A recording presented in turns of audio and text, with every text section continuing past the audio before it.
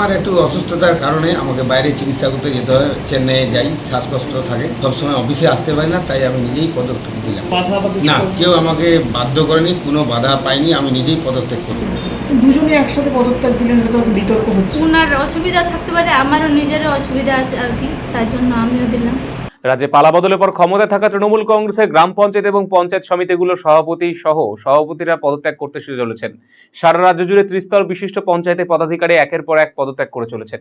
সারা রাজ্যের সাথে সাথে উত্তর দিনাজপুরে তৃণমূল কংগ্রেসের দখলে থাকা হেমতাবাদ পঞ্চায়েত সমিতির সভাপতি এবং সহসভাপতি পদত্যাগ করলেন। সোমবার হেমতাবাদ পঞ্চায়েত সমিতির সভাপতি শম্ভু রায় এবং সহকারী সভাপতি সাবিনা বেগম পদত্যাগ করলেন। তৃণমূল কংগ্রেসের দখলে থাকা এই পঞ্চায়েত সমিতি কার্যত হাতছাড়া হল তৃণমূলের। সোমবার দুপুরে পঞ্চায়েত সমিতির সভাপতি এবং সহসভাপতি দুজনেই হেমতাবাদে বিডিও বিশ্বজিৎ দত্তের কাছে পদত্যাগপত্র জমা করেছেন। পঞ্চায়েত সমিতির সভাপতি শম্ভু রায় জানিয়েছেন, শারীরিক অসুস্থতার কারণে তিনি পদত্যাগপত্র জমা করেছেন। অন্যদিকে হেমতাবাদ পঞ্চায়েত সমিতির সহসভাপতি সাবিনা বেগম জানিয়েছেন, বাড়িতে ছোট বাচ্চা রয়েছে, পঞ্চায়েত সমিতির কাজে তিনি সময় দিতে পারছেন না, আর সে কারণে তিনি সহকারী সভাপতির পদ থেকে পদত্যাগ করলেন।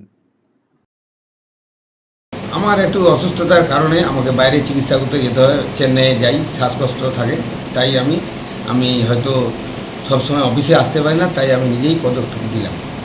তো বাইরে যাই, ঠিকমতো সময় দিতে পারবো না হয়তো, আর কাজকর্ম হয়তো এখন আরও বেশি হবে, তাই আমি নিজেই বিডিও সাহেবকে বলে বিডিও সাহেবকে চিঠি দিয়ে আমি নিজেই পদত্যাগ করলাম, কারণ আমার শারীরিক অবস্থা ভালো না। রাজ্যে পালাবদল মানে যতটা হেল্প করার করব, আমি থাকলে পরে যদি থাকি সমসপুরে বা হেমতাবাদের মধ্যে অবশ্যই অফিসে আসবো, যতটা হেল্প করার করব কাজকর্ম নিয়ে। আপনার কি হ্যাঁ। কেন পদত্যাগপত্র কেন দিলেন? আমার হচ্ছে এক ছোট বাচ্চা আছে, বাড়িতে অসুবিধা, সময় মেনটেন করতে পারছি না, সময় মতো আসতে পারছি না, তার জন্য আর কি আমি এখন পদত্যাগ দিলাম। দুজনে একসাথে পদত্যাগ দিলেন, এটা তো বিতর্ক হচ্ছে। ওনার অসুবিধা থাকতে পারে, আমারও নিজেরও অসুবিধা আছে আর কি, তার জন্য আমিও দিলাম।